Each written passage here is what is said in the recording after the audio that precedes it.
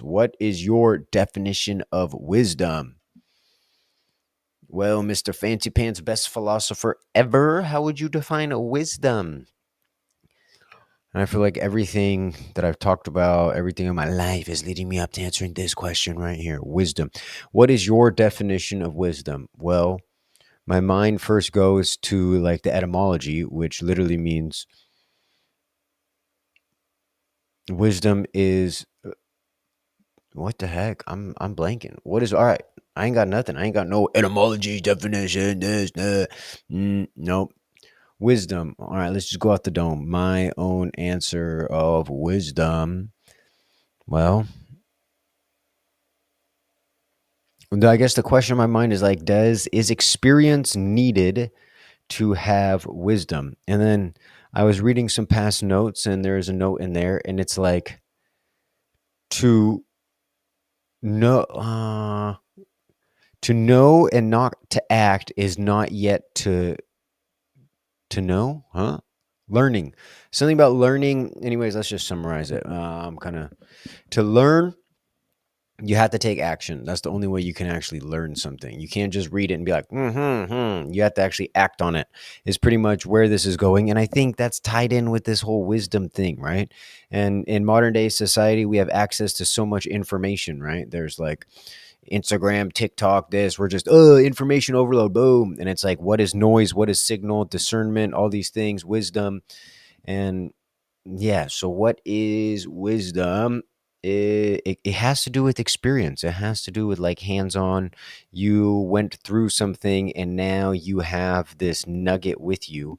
And can wisdom be shared, right? That's a whole nother question. Wisdom. My definition of wisdom. Wisdom. Let me give an example of like my felt experience wisdom. And I would say it was when I set off to live in that van. I asked a question. The guiding question for my journey is, what does it mean to trust? What does it mean to trust? And from my experiences, the lived experience from that 9 months living in the van, traveling the West Coast, what I can tell you from that is nothing ever goes as planned, but always turns out better than imagined. That is wisdom, and it comes out in this nice, cute little cheeky poetry. Nothing ever goes as planned, but always turns out better than imagined. But why it's wisdom is because no one can take that from me. That wisdom is built on my direct experience. And so there's also this interesting realm of like direct experiences, those are only true for me. And if you have a direct experience, that's only true for you. So now what is this like universal wisdom sort of type beat, What is that, right? What is that? And how do we share that? Is it even possible to share that? So where am I going with this? What is my definition of wisdom? Wisdom is embodied, something embodied, something that someone can't take away from you. And I it's like, does this go if you have like a does is this work on like future lives and past lives? I don't know, but wisdom is definitely some sort of knowledge, some sort of not even like a saying, but it's something embodied. So it's knowledge embodied. Is it knowledge embodied? It's more than knowledge. Wisdom is more than knowledge because, like, you know, knowledge is like the sky is blue, right? That could be knowledge. Like any sort of fact can be considered knowledge. So how does wisdom differ than facts? Well, yeah, it has to do with this. Something can't be taken away from you, and it has to do with, I almost want to say the word lesson, like some lived sort of lesson almost. I don't. It's well, wisdom because it's like let's go back to my previous example. And that was my previous example was, why am I blanking? Nothing ever wait, nothing ever goes as planned, but it always turns out better than imagined, right? Nothing ever goes as planned, but always turns out better than imagined. So I mean, just because I have that in my bones and I have that wisdom, and in a way, the best use of that wisdom is like, this kind of sensation of when everything is falling apart and it seems to be the fourth quarter, and, the universe kind of tests you. It's like, oh, what are you going to do now, buddo? Right? You going to give up when the going gets tough, or are you just going to kind of look adversity in the face, chuckle, and be like, not today, because I know everything's about to come together better than I ever imagined. And everything was going on plan. So, yeah, we kind of needed some breakdown to have that breakthrough. But now, wisdom. Is wisdom just a reframe? Is wisdom felt? Is wisdom communicated in silence? Is wisdom a personal journey? Honestly, I don't know if I have an answer to how I would define wisdom. Uh, wisdom. Philosophy is the love of wisdom, and now we have what is wisdom itself. Uh, and I don't. Yeah, that's philosophy. Philosophy is the love of wisdom, and what is wisdom? And all I could tell you is it has to do with something about experience embodied. It's more than just like regurgitating facts. It's like trials and tribulations tested. There's something of that. Wisdom might have to be earned, right? And that's kind of why my whole approach to this making video thing is has been a little bit different, because I could easily, come up here in front of the camera and just like shout out a bunch of mental frameworks that I've found useful and that I think you would found useful. And I could just talk overconfidently and be like, if you use these mental frameworks, then you can have a life like this. Boom. And then cut to me flexing cool cars and blah, blah, blah, whatever that I just rented for the day. But it's like, nah, not my style. So it's like, and because it's like, where's the wisdom there, right? How much are these things in my bones? It's like I could make up, and I could use ChatGPT to help me make up stories, but it's like, what is real, right? What is really real? And wisdom has to be come from some sort of real thing experienced, right? And it's almost like it's earned. It's earned. And can you search for it? Yeah. But yeah, because now now the next question is like, is discernment, is someone who is very discerning, is that wisdom, right? And does wisdom grow with age? And the only reason it grows with age is because experience is required to actually have wisdom. So these are my kind of thoughts on it. These are my thoughts on it. And yeah, that's my wisdom right now. I'm still discovering that question. And it's kind of interesting. If I claim I'm the best philosopher on the planet, I love wisdom so much, and then I don't have a definition for it. Ha ha ha. What does that mean? Well, great philosopher refuses to fall into the trappings of drawing conclusions. And everything is yet but a paradox. So it's merely a matter of holding the highest perspective, which includes the paradox. It's like, okay, wise guy. Oh, big wig over here, huh? All right. Question 113. 113. Let's see. The iPad is not dead today. So we can show you the questions. What life lesson or hard truths have shaped you the most? I feel like we've answered variations of this question already. What life lessons or hard truths have shaped you the most? I honestly am blanking on if I answered this question twice now or at least once what I said. So I guess I got to answer it again. What life lesson or hard truths have shaped you the most? Me. What has shaped me? Honestly, getting in school suspension in the sixth grade, that was kind of interesting. I got in school suspension for bullying. We had like a substitute teacher, and this girl gave a presentation. And then, I don't know, I guess I was being rude and I didn't really pay attention.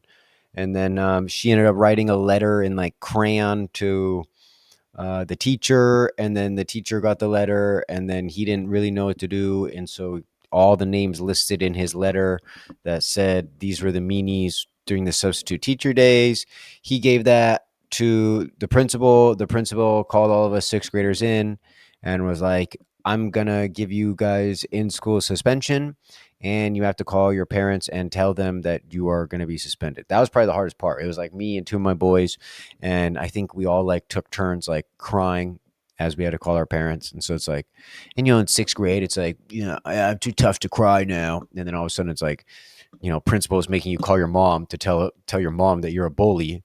And it's like, Mom, I'm getting suspended.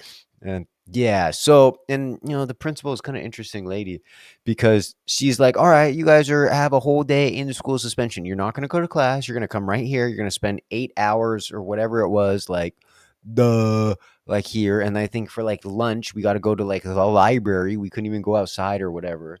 So it was like, ugh. But anyways, why that was a lesson is because she had us reflect and write all day on what is empathy. And then I remember kind of having a chat with her like midday through or whatever. And then she was explaining and then wanted us to go deeper on this as well. She's like, there's something called sympathy and there's something called empathy. Figure it out pretty much, right? It was just very like cut and dry like that. And I think that's always kind of stuck with me since then, in some way, like kind of being like, when am I sympathizing? When am I empathizing? Life lesson. Well, I just kind of I think that set a tone for me instead of being like, and bullies are kind of interesting people, right? It's like, the bully archetype. Does the bully emerge because the bully is someone who's experienced a lot of pain? So the second that they can inflict pain on someone else, they find joy in that because it's really like now they get to be on the other side of the power dynamic. So, yeah. And I feel like I'm a person, I think all of us have. Yeah. And I'm a person who's experienced a lot of pain. It's like, that sounds so, uh, what am I trying to flex on, right? My life is harder than your life. Nah. And people are like, bro, look around you. It looks like your life is glorious. So what am I going to say? What hard lessons or hard truths have shaped you the most? Well, I think I'm in one right now. I'm in one right now. And if I look at my life and all this knowledge I have, and then even like, my favorite YouTubers and what they're sharing, and I don't know if I'm just arrogant or I've actually just followed my intuition correctly and I actually have something. But all of my favorite metaphysics people and whatnot and philosophers, I feel like I can add so much value, or we can just have a lot of a shared value having a conversation together. And the hot thing I see trending right now is all this stuff about like levels of consciousness and and the mind, right? Is there levels to all of this? And if just because you have a higher level, what does all of that mean, right? So Dan Coe is going down this wave, Homath is going down this wave, a lot of Ken Wilber and spiral dynamics stuff is starting to rise. And I think it's all great, it's all dandy, but I also do feel like there's a missing key to the puzzle, right? And I think that is the Eighth Circuit theory by Timothy Leary and Robert Antoine Wilson, pretty much, right? So I think there's a lot of value there, and I would love to tip off some of the people who have a wider influence than me on some of these things. So, uh, yeah, that's going through my. But what is this lesson? Well, the lesson, back to the lesson that's coming through me. So I read all this stuff about philosophy, blah blah blah. I claim to know life's a video game, and I happen to just so happen to have the rules. And it's like, well, if you have the rules, kind of, why aren't you leveraging the rules to your benefit, right? And it's like, what have I been doing, right? It's like, oh, well, first I spent 10 years going super deep, discovering the rules, and in a way making sure there was no rule left unturned, right? And it's like my just following that curiosity. And you see me trying to think through a question, it's like 18,000 other questions can easily emerge just in the pursuit of answering one question. So I spent 10 years doing that. And now I'm looking back and I'm like, okay, my life is not where I want it to be, yet you have all of this knowledge, right? And it's like, now this whole thing on wisdom, it's like, well, you're not as wise as you thought you were because a lot of this knowledge stuff is going to come from applying all of this knowledge you have, right? And so the question is also, what life lesson or hard truths has shaped you the most? Well, the lesson I think I'm going through right now is if I look at, let's take the book The Kabbalion lays out 7 natural laws or undisputable kind of metaphysical laws that are operating kind of in the background. They're always present, but if you look between the lines of reality, you can see them, one being cause and effect, another being contrast, vibration, so there's 7 of them, right? And then one law that is on there is the law of rhythm. And this is the law that I think, and I keep saying this thing, you might notice, like, what am I chasing? What am I chasing? What am I chasing right now? I'm chasing the felt sensation of momentum. Momentum. What is momentum? Momentum is rhythm. It's the same exact thing. Momentum is rhythm. It's like you hear sports teams talk about this. Oh, we're going to get into a groove. We're going to get into a rhythm where we're just crushing, slaying, dominating, right?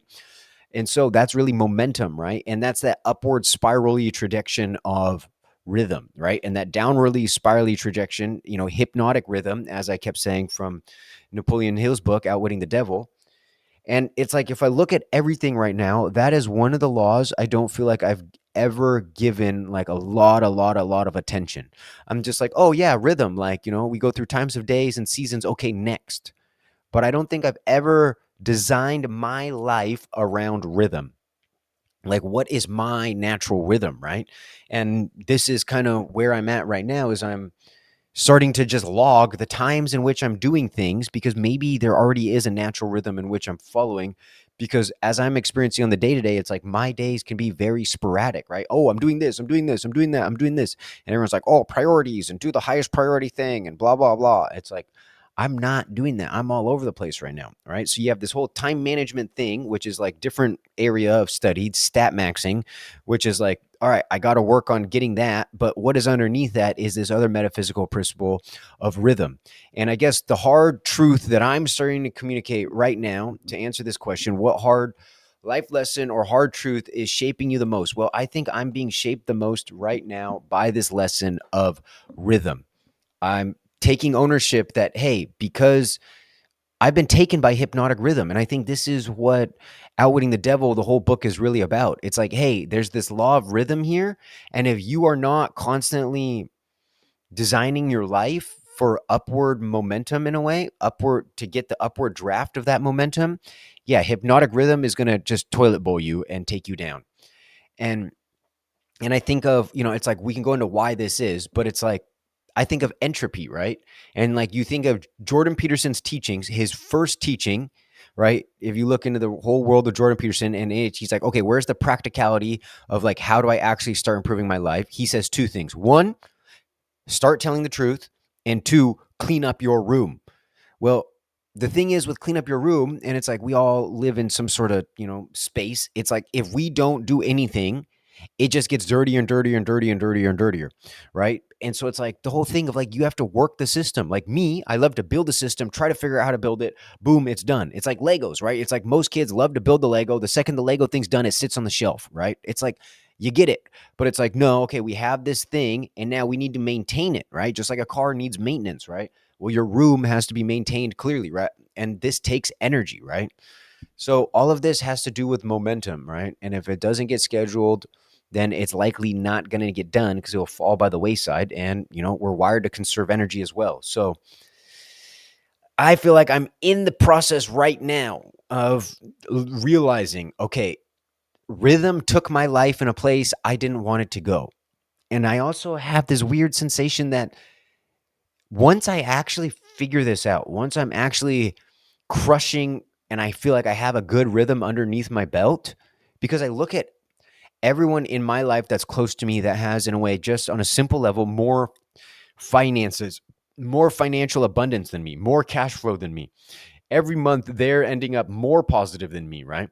And I look at all these people, they all share one thing, right? And I've talked about this before with other friends and blah, blah, blah about the king archetype, right? But all these people who have a bigger cash flow than me, they are dedicated to their rhythm. And their rhythm might be like, yeah, 9 to 4, I go to the office or I go here or I do this, right? And it's like, my dad talks a lot about rhythm and he's running a business. He talks about the rhythm of the morning. He talks about setting the day. He talks about not disturbing the flow and the rhythm, right? So, and this is kind of why I came home, to like be slapped awake to this. And it's like, wow, holy cow, Casey, everything you're saying sounds like common sense. And I'm like, dude, I know. And like, here's the thing about common sense. What about common sense? It's common sense because we all have it, right? But not all of us are applying it, right? And this is the whole thing. And it's like, I think there's a bunch of these different areas of common sense. And this is all kind of like Ram Dass quote, we're all just walking each other home. It's like, we are constantly forgetting the common sense. We are constantly forgetting that one perspective that is just like the obvious perspective, right? And so in this area, it's like, oh, dude, your life isn't going the way you want it because you're not like building it around what you want. And I'm like, oh, dude, life shattering move.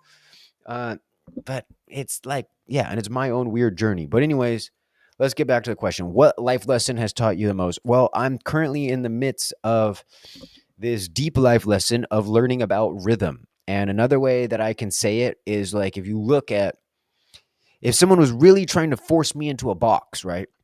And be like, Case, what religion do you follow and this? And I would play hard to get. And I'd be like, I'm not, I don't believe in religion. I'm a spiritual being, blah, blah, blah, this, that, the other. I do have, a deeper understanding of the realm. I may not necessarily call it God, but this creator energy presence thing, there's something to all that. The best word I might describe it is like primordial silence, right? It's like, woo, the beyond.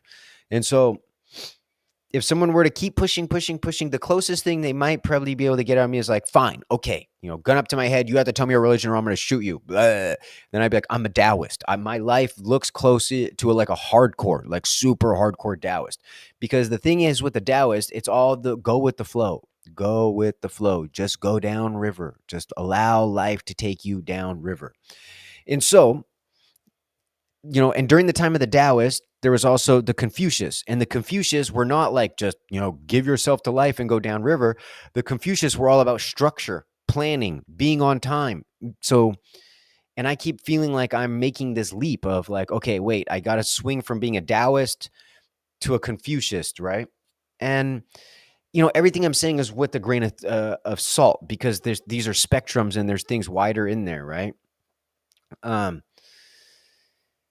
And all right, what am I need to do? One sec. I keep getting distracted because I didn't turn on do not disturb. So do not disturb is on. So it's like, oh, notification on my computer. And I'm like, duh, what did that say? No, complete focus in the trash. And it's like, no, Confucianism, Taoism.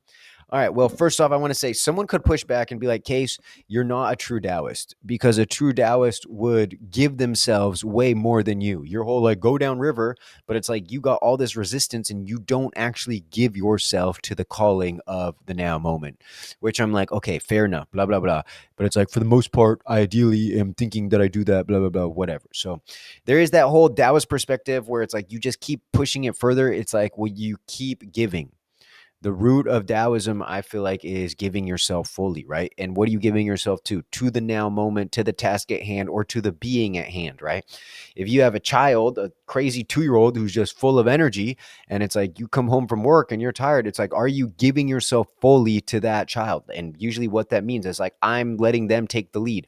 I'm going into their world, right? I'm being like, whoa, ooh, what's this? What's this? Running, playing tag. What do they want to do? What do I want to do? And then having this kind of woo, woo, woo, dance with that. So that's hardcore Taoism, right? But yeah, so there's that whole perspective of Case. You got a lot of resistance in you that you're not actually sacrificing and you're not actually fully giving yourself to go down river. You like to think you are. The current is moving down river, but you're still holding onto rocks, right? That is whole one perspective to take, right? We could also zoom out and be like, all of Eastern religion, and it's like Confucianism, Taoism, right? It's like, okay, you've been a Taoist, now you got to go be a Confucius, and there's some other identity stuff in here that I've talked about, right? And I think there's two skill sets. Well, there's one identity and one skill set that I think is calling itself into my life. And this one skill set could unlock everything, right? And this is the skill set that I'm now pushing myself to sharpen. And so where I'm going with this is that skill, that identity is the identity of a scientist, right? And what does a scientist do? A scientist measures. So the skill set in which I'm embarking on is measurement, and the identity in which I'm sharpening or strengthening is the scientist, right? Where it's like I set up experiments for myself and I follow through in the experience and I'm obsessed with measuring. So if you think about why is measurement important? Well, you think about any business and I ask you, are businesses measuring? And then anyone who's making good money, they're going to be like, hell yeah, we're measuring. We're measuring all kinds of crazy things you wouldn't even believe, right? So, or I'm guessing cutting edge businesses, they're measuring, right? And they might have milestones or key metrics for people to hit. They're all based on measurements, right? If you're working sales for a certain company, they're like, you're expected to hit X amount of calls a day, right? You have to do 100 cold calls a day, and your percentage for how many of those people answer, and then you get them to sign up for a demo, that needs to be at least 5%, right? And it's like, so all of this has to be measured, right? So it's like, say you call 100 people and half of them answer, so 50 of them answer, and then how out of that 50, what is your percentage of those 50 being able to actually schedule for a demo? And then you have that measurement for the week. Next week is your measurement getting even better. So measuring, like I said, my life, complete woo, yee-hoo, hippie life, so deep in the hippie sauce, bro. Didn't measure jack wagon. And now I'm like, measuring is like so important and like, but it's like, I get it. Like this non-measurement thing, it's like, I don't know. It was well, I do know. Well, I guess measurement, right? I think about cooking. And I'm an eyeballer type cooking, right? It's like I don't follow recipes. I'm like, all right, give me 5 ingredients that taste good and let me just mix it all together and then let me just eat it, right? And it's like, debatably some of my stuff tastes decent and some of my stuff it's like, dude, this needs some different sort of loving. But where was I going with cooking? Oh, cooking. There's like recipes, right? Where people are like super dialed on their recipes, measurements, cup of water, this, that. And then there's people who just wing it, right?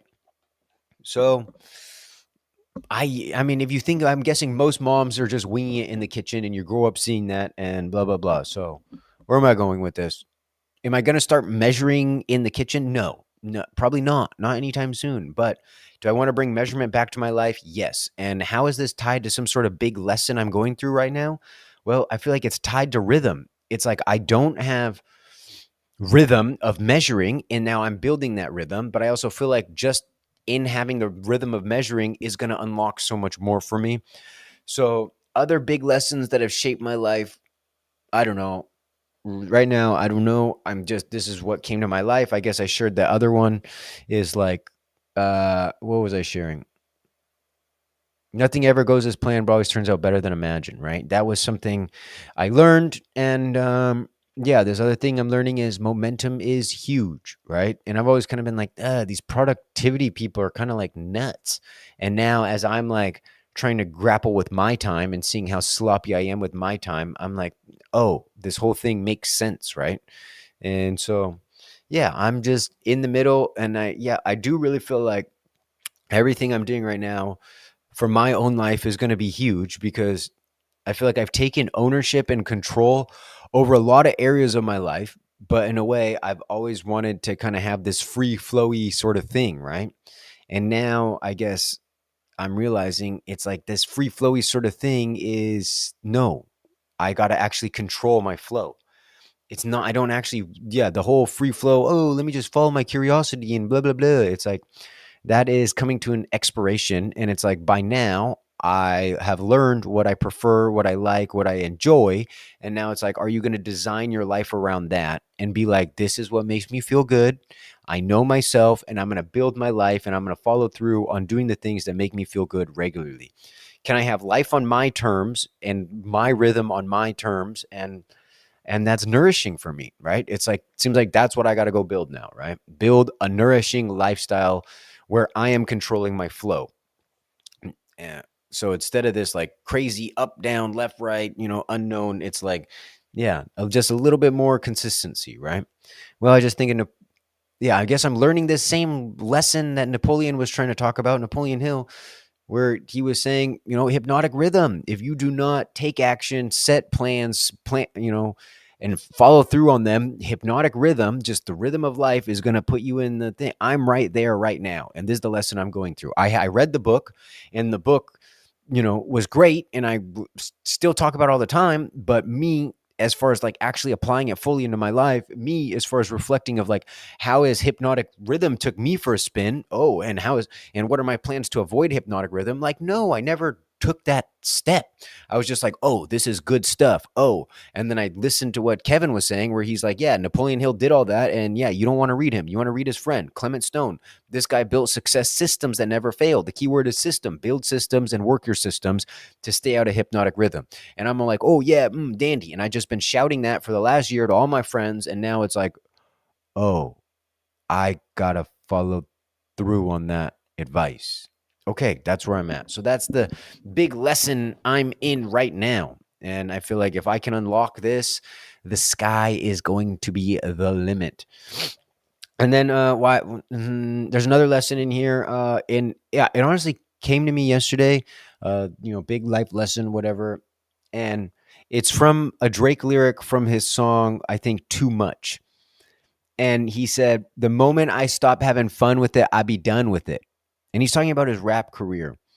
And this is like, another lesson that's emerging in me as well. It's like, as long as all of this is fun, then keep doing it. And it's easy. Drake's like, I'm literally just having fun. And I feel like I'm running laps around these guys. This is even more fun, right? And so, returning to that, and this is kind of like how I kind of started off 2 weeks ago, getting into all this video stuff, was just like, can I take my play seriously? If I find this fun, am I going to take that seriously? And here's the thing I noticed about kind of recording is, I had my standing desk for a little bit, and I was standing while I was recording these videos. And then it's like, you're clearly entering some state of flow when you do these, because you just totally forget that you're standing, and you actually enjoy it. You're kind of like, dancing more, you're more animated. And it's like, you would never just be like watching YouTube standing at your desk. You'd be like, nah, I'm gonna go find the couch now, right? So it's like, you're clearly entering some sort of flow. So this is all like, good. You're actualizing your own flow. You're doing an activity in which provokes that flow into you. And then, half the time I'm doing these videos, it's like, I have no idea what time it is, how long time has gone by, or nothing. So it's like, okay, even if I get insecure myself and I'm like, you're rambling, you're mumbling, you're jumbling, you're not just giving the big alpha. It's like, can all of that just be okay? Because I'm experiencing flow. I'm not like, time is moving so slow, or, oh, I got to make this video go to 20 minutes. It's like, I'm just rambling, being me, and it feels good. And the moment I stop having fun with it, I'll be done with it. So that is another lesson that I'm learning. It's not. And in that same song, he has a quote about his uncle, right? He's like, his uncle's like, oh, this is life, I guess, right? And he's like, no, you could still do what you want to do. You got to believe in that. You got to believe in that. You could believe that you could still do what you want to do. Not that. That's what he says. He's like, oh, this is life, I guess. Drake's like, no, that you could still do what you want to do. You got to believe in that. So that song is Don't Think About It. And that there's the lesson right in there, right? That song is why did I bring that up? That song is called Too Much. What are they talking about? What is too much? Thinking. We're thinking too much. And what is he saying? The moment I stop having fun with it, I'd be done with it. It's like, there's not about thinking. It's about having fun. It's about deploying my whole vessel, my whole being to have fun. Everything I'm saying right now, I'm saying to me. This is for me to watch back and to be like, dude, are you having fun? Make sure you have fun, and then don't care. It's Don't care what other people say, because it's like, the only thing that matters is that I'm having fun, and the only thing that matters is all those things that I want to do, I'm getting closer to doing them. That's it, period. This is the whole morality PvP game. Ooh, it's like mentalism, all of these laws. It's like everything's pointing at that. And it's like, okay, if everything's pointing at that, what is the secret to doing that, right? And all these identity hacks and all this, it's like, it's all great. And I really think I'm going to start flying because of all the other sort of work I've been doing these past 10 years that doesn't kind of like make any logical sense. But I do feel like it's, I've shed kind of heavy things from my past, or I've worked on alchemizing them or integrating them. And all of this kind of identity stuff, because you listen to all of manifesting YouTube, and everyone's like, oh, identity, identity, identity. And here's why. Here's the reality of it. Identity is the most abstract part of it, right? And so it's the one that kind of, in a way, you don't have to put in the work, right? They're like, do this one thing and then it solves everything. And they want to tell you it's not going to require effort. And what law in the universe requires effort? The law of rhythm, to build a rhythm, right? I mean, watch someone drum. They are exerting effort to kind of catch the rhythm, right?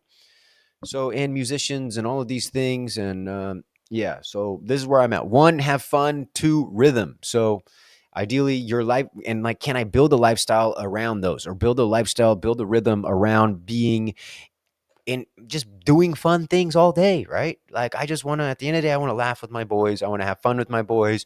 I want to be problem solving with my boys. And yeah, I want to have a beautiful wife who's like, you know, got a sense of humor. She's her own crazy, intuitive, mystic, psychic, magic lady who just I marvel at. And then, we could start a beautiful family. And it's like, I got my friends, and I got my girl, and I got my business partners and my other boys. And it's like, we're just all doing dope shit. I got my heroes that I'm meeting, and we're becoming friends. And it's like, dude, I listened to, 200 hours of you. And now I'm like sitting here and we're doing this podcast thing. Like, holy cow, this is a dream come true. It's like, all of that stuff.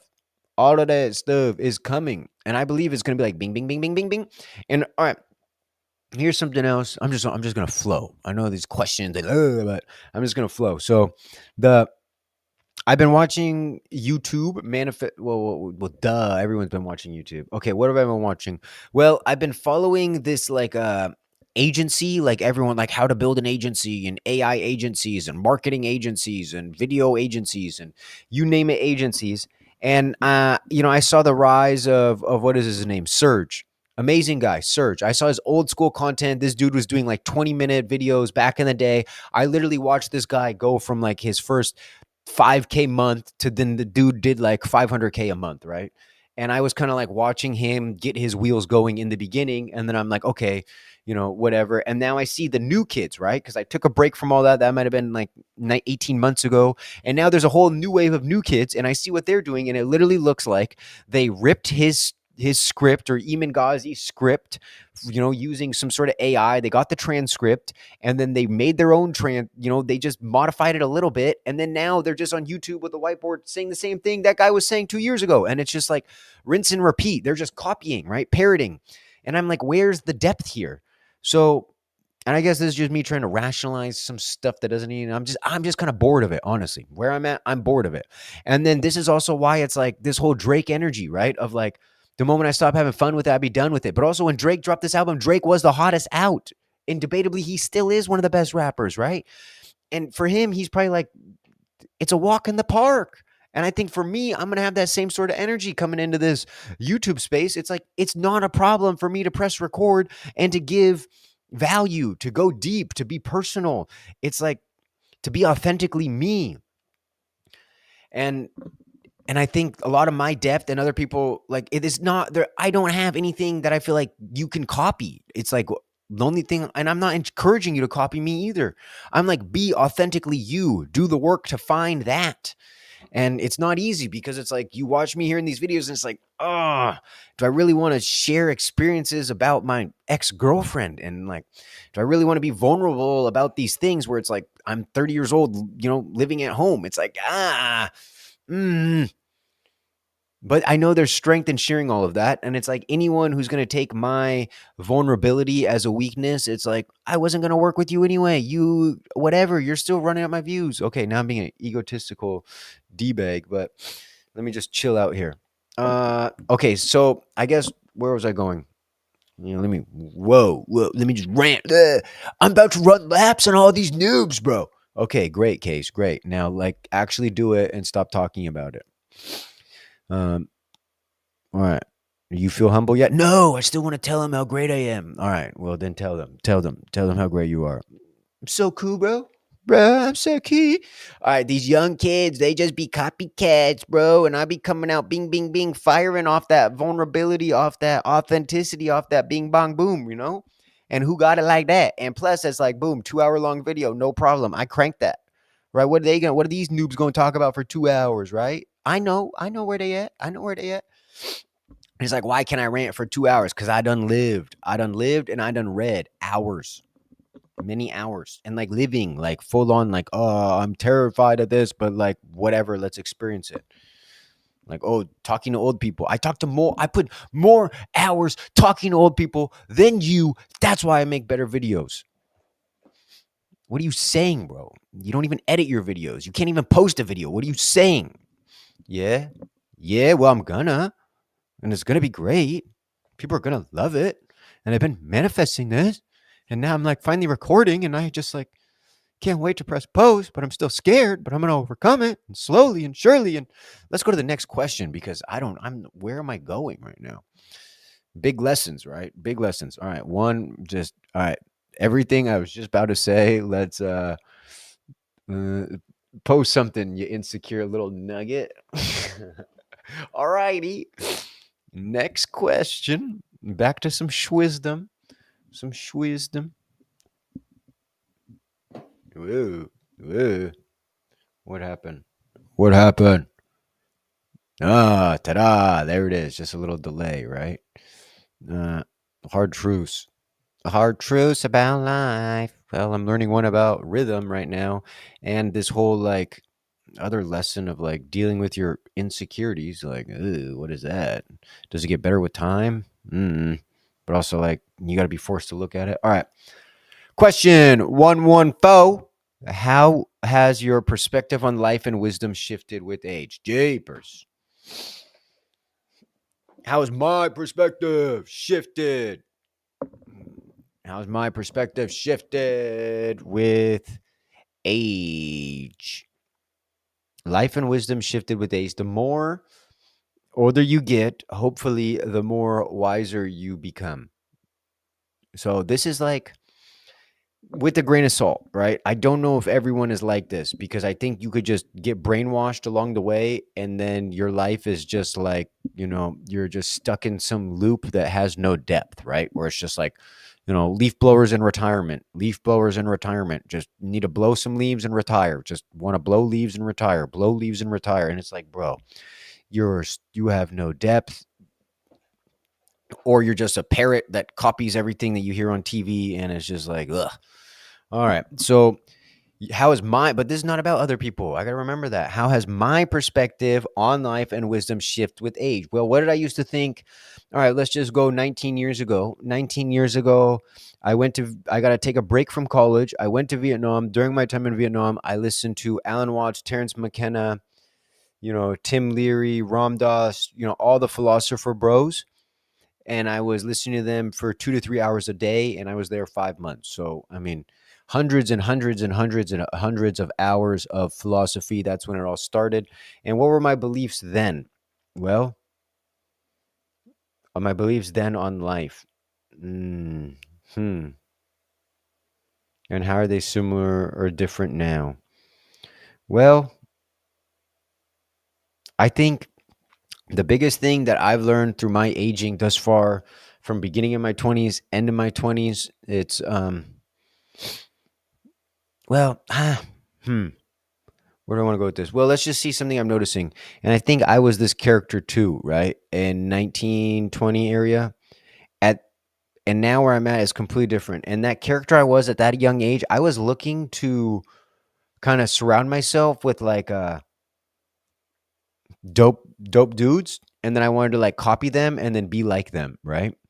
Or like, yeah, I was like trying to find this avatar and these gimmicks and these tactics. And, and in a way, I was developing layers. I was trying to like see how someone else wore their social mask, and I was trying to download that and a version of it into me. But then I just began collecting mask, and then in various situations I could whip on the mask and try to be, and try out some other character. And I think that's fun. And I question, how do all of us do this? Is this some natural, it is some natural thing, because mimicking is how we all learn, right?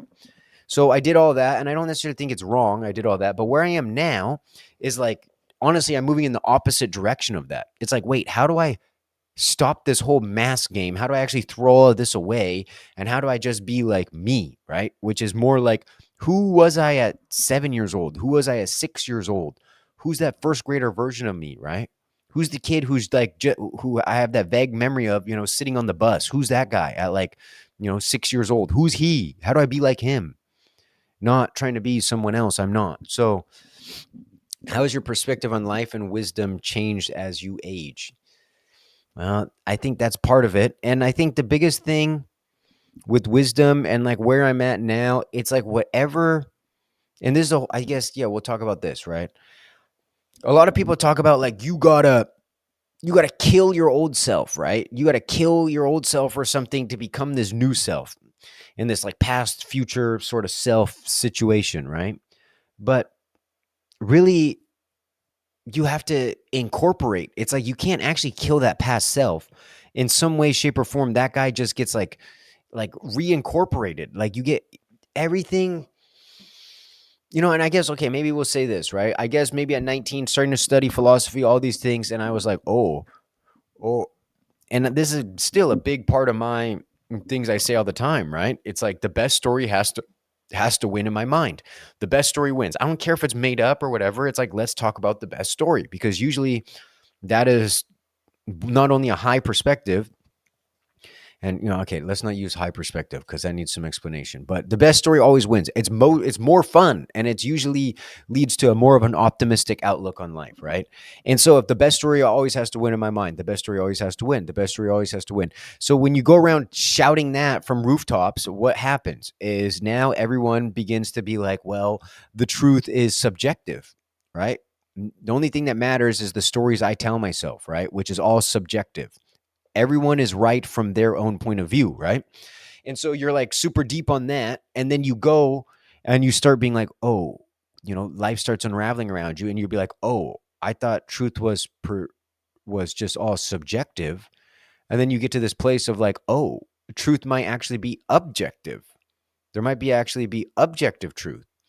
There might be these rules of the universe and and how all this works and cause and effect and all of these things, right? It's like, oh, there's objective truth.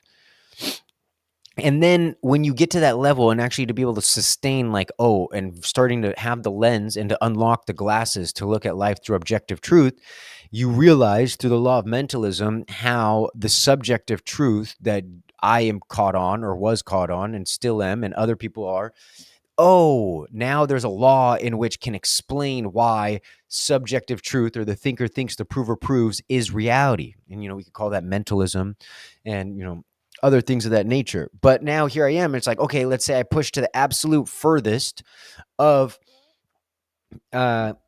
objective truth, right? And it's like, I understand the universe and everything, right? And now enter my sage friend, and he's like, yes, great. So happy for you. And let me remind you something. The map is not the territory. And almost now I was been in this weird state since this download a year ago of like, uh, well, wait, what?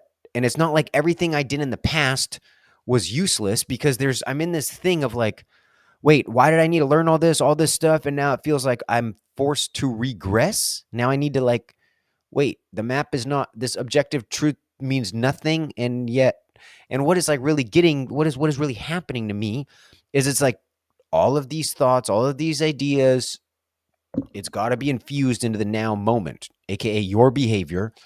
And that's just that. So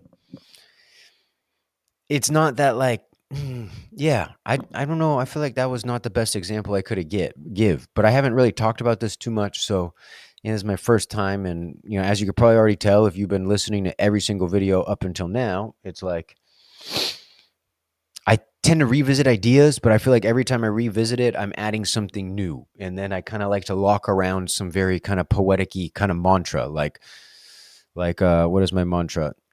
Nothing ever happens as planned, but always turns out better than imagined. So, I'd like to push these things to that level. And I do think, sometimes you just got to let the mystery stay the mystery. And I don't think everything I will. It's like wisdom might always be a mystery.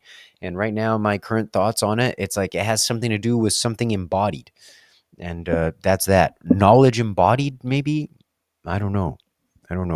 Wisdom also has to do with efficiency and like intuitive problem solving, I feel like. So, how has your perspective on the current question is how has your perspective on life and wisdom shifted with the ages?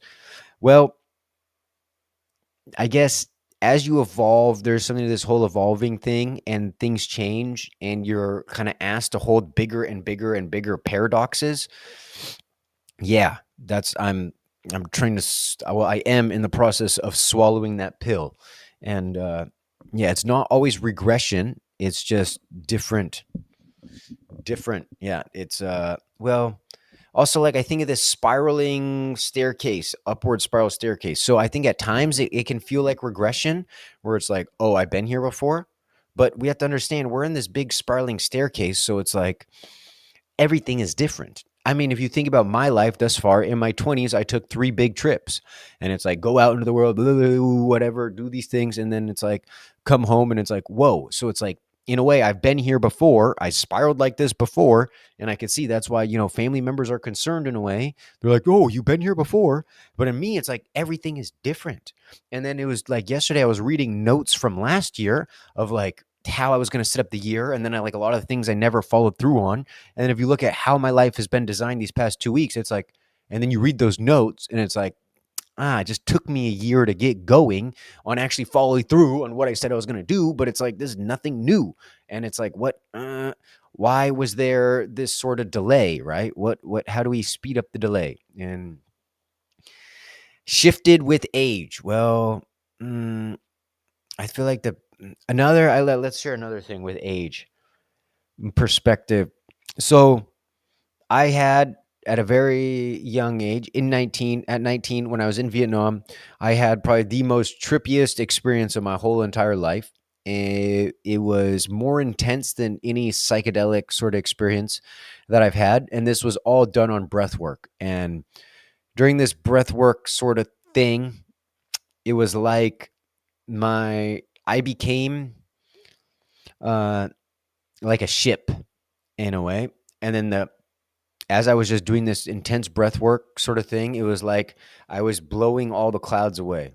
And then the clouds were almost like my thoughts. And then the second there was no clouds, no thoughts, boom, it was just like, ah. And if you ever seen Teletubbies and they have that sun baby, imagine that, but like Buddha version, like Bodhisattva out, thousand armed, just drops down and lands on my ship. And it's like, Zen is chill and it's kind of like, hey. And I was like, what the heck is this energy? What is this thing I'm feeling? What is all? And it's like, I'm you. I've always been here. I always will be here. And I was just like, and there's a few other little things happen. But, anyways, experience at some point comes to a close.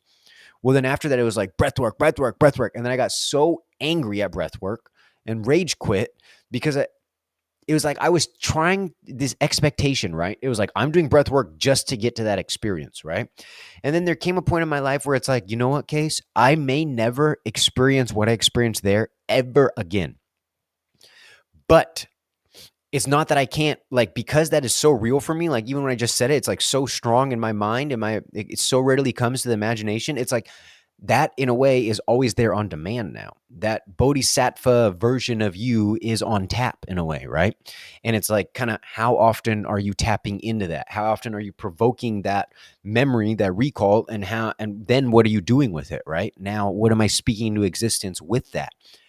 And there was also this other thing in there of that I may never experience that again, right? And it's like, can I be okay with that? And for the longest time, I was like, no, breath work. Then I was like, breath work is stupid. And it's like, it clearly worked for you. So what do you mean it's stupid, right? But it's like, well, I just want to get back to that feel good, crazy Buddha place. And it's like, and I'm stuck here with like human pain stuff. And I'm just upset about it.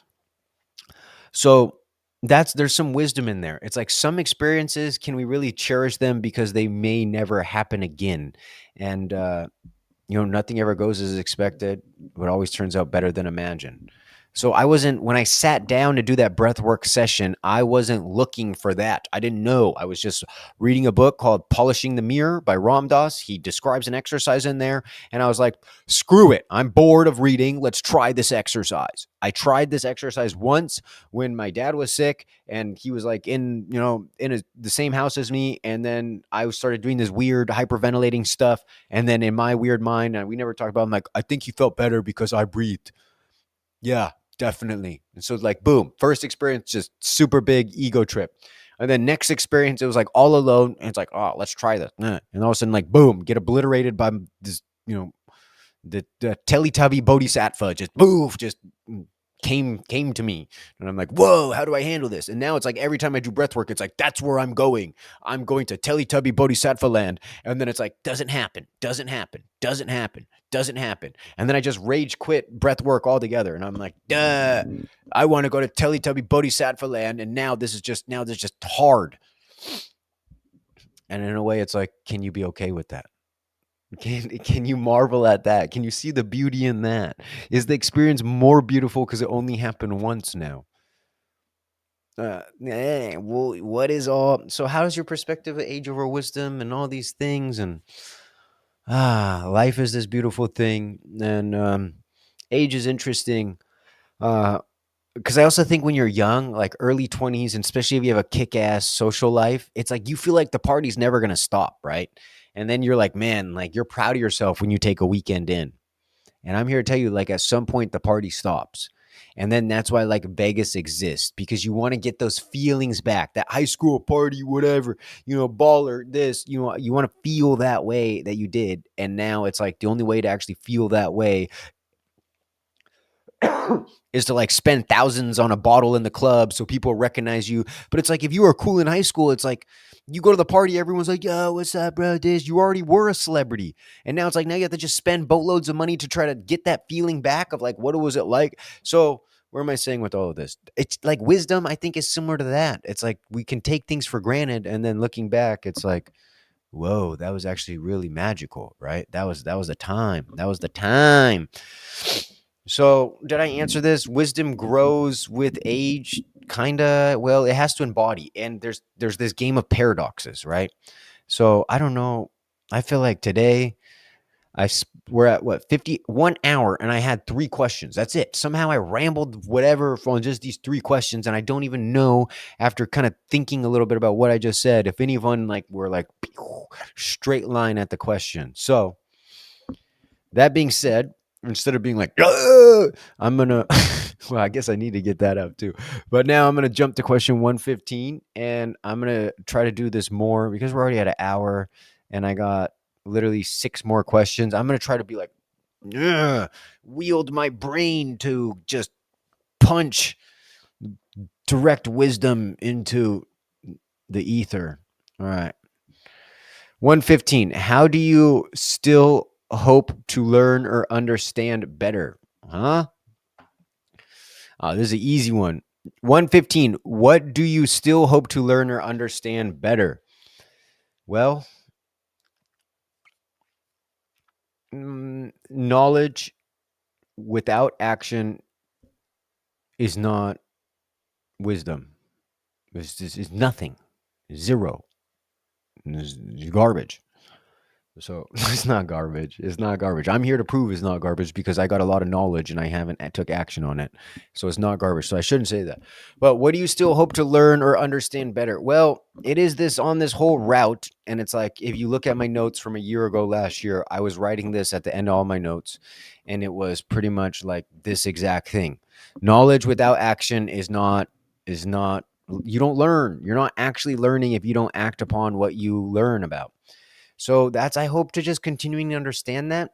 And then I feel like for me, if I look at my life, my 20s, and it's been opposite to what society teaches you.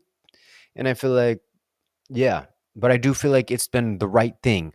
And where I'm going to go with this is I've built myself into like a super generalist. I know a lot of stuff about a lot of stuff. And in a way, I'm a kind of a system thinker. And so I could just see everything as a system. And that's why I have this wild feeling that no matter what table I sit at, I will find a way to add value. Because at the end of the day, it's like systems, right? Or it's like usually some sort of story, limiting belief, something like that, and you can just, there's something that likely has to be expressed of like, well, I never told anyone about this memory, but for some reason, I feel like I want to get it off my chest. It's like, that stuff does wonders for us. I don't think people actually comprehend how much like telling, one of my favorite questions on dates is like, what keeps you up at night that you don't tell anyone else, right? I've had some amazing conversations about that. So, what do you hope? Back to the question before I go, who knows where I'm going to go? What do you hope to learn or understand better? Well, it's kind of this thing of mastery and rhythm. Mastery and rhythm. I want to master my own. What am I saying? Huh? Rhythm. I need to bring what I don't need to do anything. Mastery and rhythm. What does that mean to me? Well, I want to have a life by design, and I want to get into the rhythm of living that life that I chose, right? So that's something I hope to. mm, I want to learn about rhythm. How do you build rhythm in your life? What is, this felt sensation of momentum? It's like, I want to learn about momentum. That sounds weird. I just want to experience it, right? And my whole thing with what do you still hope to learn or understand better? Like where I'm at with this question is like, I still love reading and listening to stuff, right? Like I don't that's just naturally it's like, ooh, rabbit hole, ooh, I gotta go. Ooh, I'm gonna go have a look-see. I'm gonna go have a look-see. I'm the Mr. I'm gonna go have a look-see type guy, right? That's my type wave. So what? What's a type wave, right? Like, keyboard warriors are on Twitter in full storm post-election, and we're having a type wave. What am I saying, bro? What do you hope to still learn or understand better? Myself, duh. Uh, I think the other day I like went off and it's like, bro, you laugh at yourself before other people laugh. And then my parents came home from Vegas and they went to a Joe Coy concert. And then they were saying something about how Joe was saying the same thing. He's like, bro, on the internet, people make fun of me because they're like, dude, you laugh at your jokes before like other people laugh, right? And there's like the whole thing. And he's like, the way he answered it, which is like, I love the way he answered it. He's like, yeah, because I just came up with a joke right now and I just told the joke and I'm like, that's funny. And I made myself laugh. So, and I'm like, yes, sir. I like that. I like that perspective. And that's like, I just saw myself do it there. It's like whatever that was kind of comical. So I had a little chuckle at myself. But what do you still hope to learn or understand better? Well, I guess that the whole kind of energy I'm approaching this question is it's like, I don't really like feel like there's anything I can read or listen to in a way that's going to be like, whoa, ooh. Like right now, the phase I'm at and what I hope to learn or understand better is how action, like actually taking the action, actually doing the simple thing that's often discomfortable leads to the bigger learning experience. And like I guess I'm retraining my mind that learning is those like hands-on roadblocks. That actually is learning. That's more learning than like watching a YouTube video, right? Like I have to retrain because right now it's like I feel like the dopamine center is just like illuminated when you watch some YouTube video and you're like, oh, so much juice, bro. He gave me the sauce. I'm just saucy. I'm just so saucy. Now I'm gonna walk around like a know-it-all because I'm sauced up on this knowledge. But it's like, is that the real wisdom? Is that the real juice? Or is it like when you're building a desk and it's like simple things are just making you angry and you got to figure them out, right? So how do I like, yeah, that's where I'm at. My new like downloading, what am I learning? All through action, action, action, action, action, action, and rhythm. It's like, oh, ooh, what is my rhythm? How do I take ownership of my rhythm? Right. And how do I build a rhythm that I I enjoy? And how do I not, this is back to the whole thing. If I don't manage my time, then someone else will manage it for me. You could say the same thing. If I don't set and create my rhythm, I will join someone else's rhythm. And if you're punching in and punching out, you know that you've joined someone else's rhythm. End of story. And sometimes some of y'all have bosses, CEOs or whatever. They're out golfing while you're there working their rhythm. Like reality. And it's like, what happened? At some point, that dude was like, I got to control my rhythm and I got to see whatever this mental production thing is all the way through. And then, boom, I just threw humans in there to keep the systems chugging along. But I'm guessing the CEO at one point ran your exact position and he probably did it better than you because he cared more than you. And now he just cares more about golfing and he's just cash flow, cash flow, cash flow, cash flow. Has some high level conversations about macroeconomics and supply chain stuff and blah, blah, blah, and whatever. And, he's got a bunch of smart people around. So really, it's just like him listening. And now he's just a discernment vehicle and, the head decision maker and sexy. So, but all that he got there because of action, right? And so, in a way, I just saturated myself and just was like, ooh, maximum curiosity, maximum, whatever I'm curious about, study it, right? And now it's like, all right, that all that has to meet the rubber has to meet the road. And so what do you still hope to learn or understand better? Action. I don't want to, there's nothing to learn. There's nothing, well, the learning happens through the action. What do you still hope to learn or understand better? Me now. I hope to learn more through action. That is how I'm going to answer that question. What's up? So now we're at 116. What harsh experience or lessons proved most valuable in hindsight? Oh, geez, I can't like reading out loud. It's like dude can talk sometimes. Reading, geez, struggle. What harsh experiences or lessons proved most valuable in hindsight? Nothing ever goes as imagined, but always turns out. Nothing ever goes as planned, but always turns out better than imagined. Nothing ever goes as planned, but always turns out better than imagined. So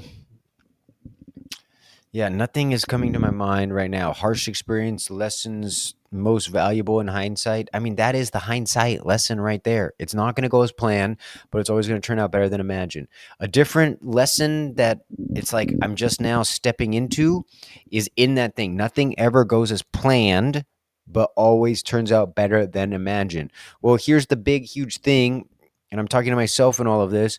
The key thing to even have that sort of magic working for you is you have to have a plan and you have to be acting on your plan.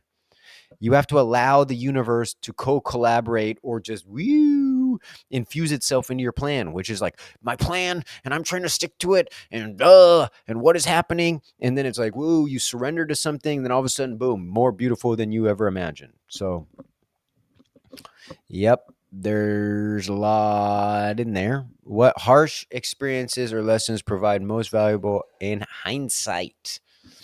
Well, this whole kind of experience might be some sort of hindsight magic. What do I mean by that? What are you trying to say? Well, what are you trying to say? Well, the square root of 69 is 420, and based on that logic, crypto's going to pump. Bro, what the? Where did you go? Come back and talk about wisdom. Jeepers.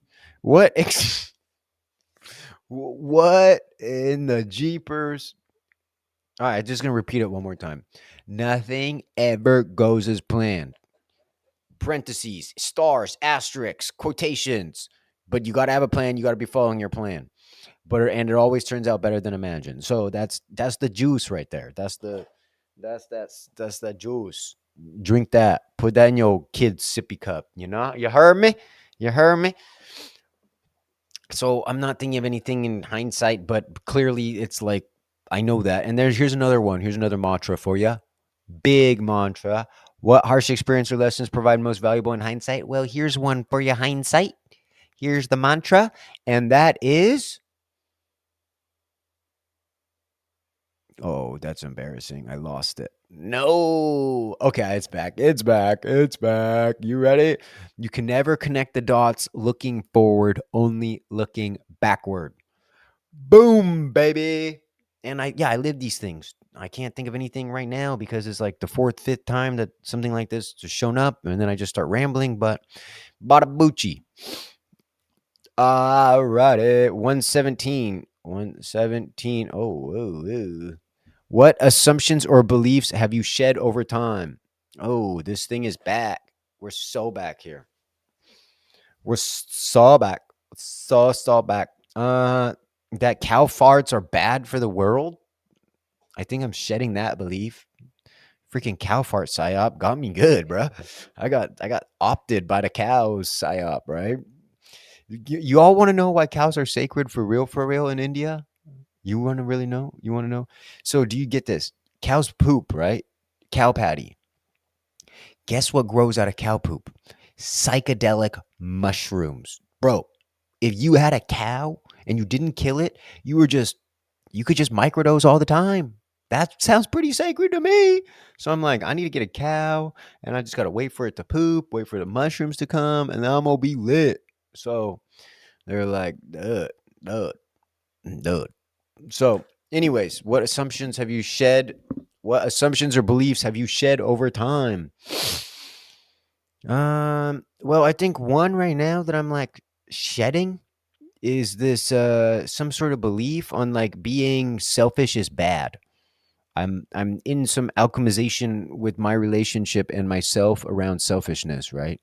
It's and I really think underneath this is this whole thing that my whole generation kind of went through is masculinity is like bad, bad man, masculine, bad, right?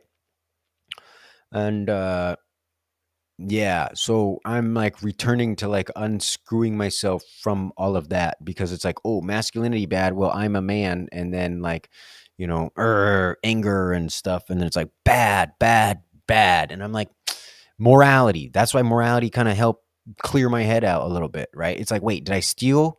Did I hurt? Like, is anyone hurt by this? You just said some words. That's it. Maybe they were harsh words, but it's like no one. You didn't steal anything.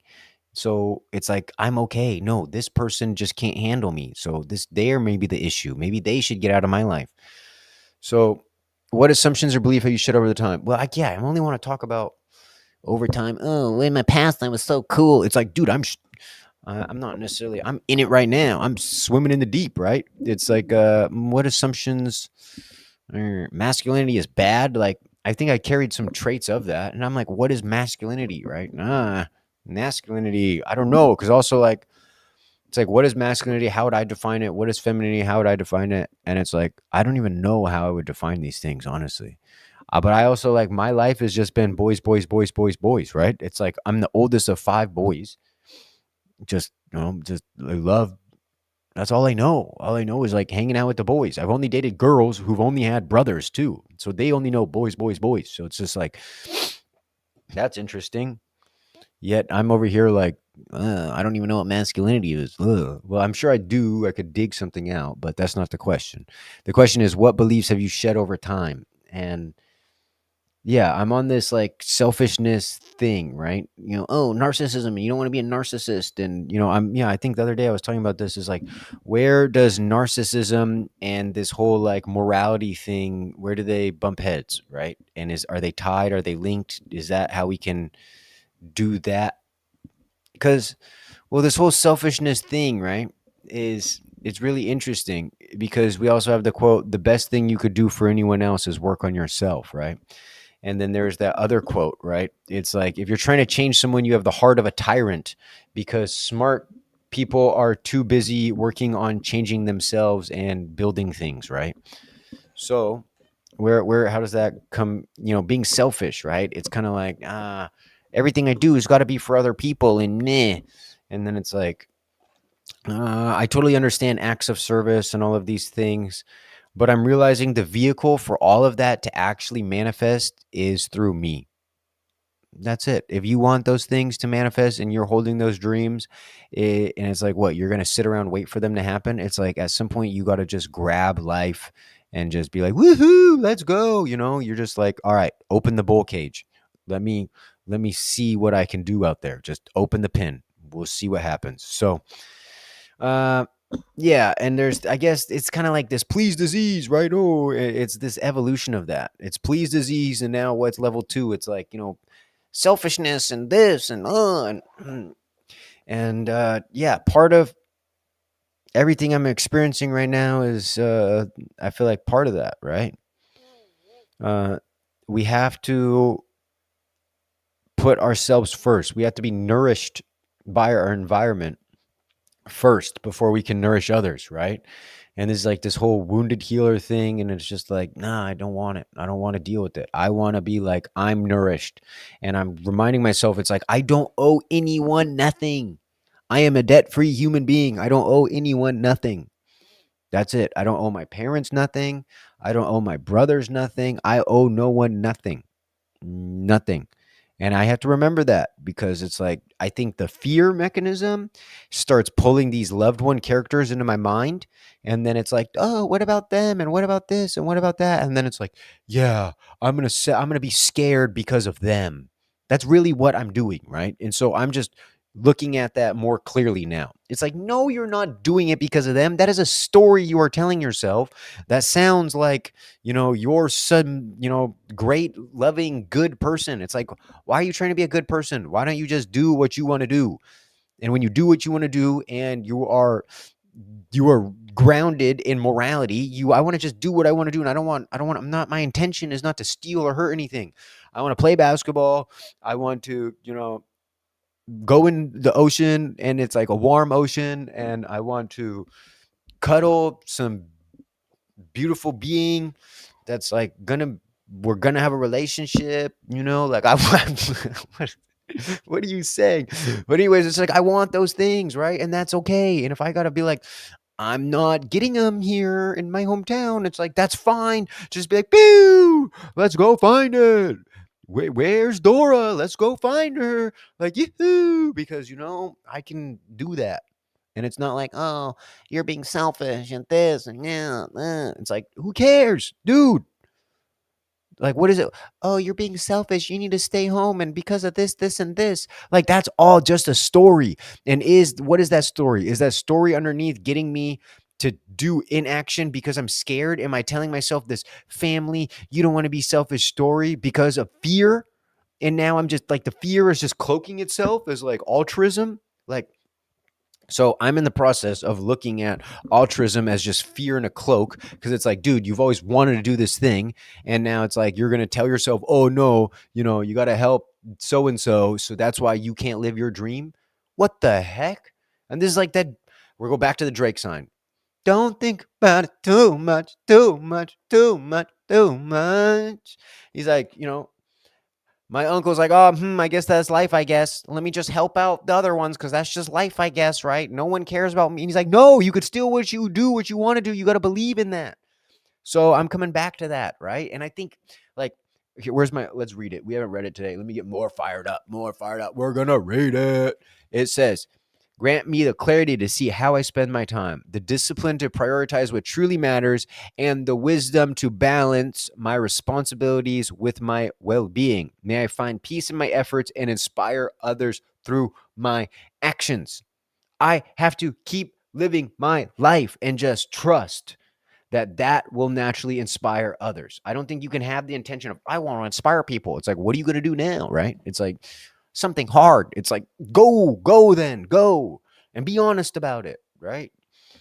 It's like, oh, I just want to stay home and be a good person and just love my family. It's like, dude, like, yes, do that, but also don't use your family as a crutch to not live your best life. That's not fair to them, and that's not fair to you. And I'm talking to myself right now. Don't be that guy anymore. Knock it off, Casey. Stop that. They love you way too much for you to just be like, I'm gonna help them out. No, they want to see you live your dreams. So go live your dreams. I'm like, geez, I'm hyped up now. Yeah, I'm shedding that. I'm shedding it. We shedding it. Shedders, bro. Shed that. Shed them limiting beliefs. Woo. How? Right, next question. How do you approach understanding different worldviews or perspectives? How do you approach understanding different worldviews or perspectives? Well, I try to get to the core of a different perspective or worldview. And if like someone's like, religion, this, that, whatever, I'm like, well, tell me how that benefits you. How does that serve you? And I really try to have them kind of get to this place of like the universality, right? It's like, oh, like every now and then it's like people just got dope stories and I want to be moved by their personal experience and what they triumphed and overcame, and just be inspired by the rawness of a story. And sometimes you got to dig that story out and just be like, woo. So that's sometimes how I approach it. And then sometimes if someone's just like off their rocker, like this is absolute truth, blah, blah, blah, or whatever.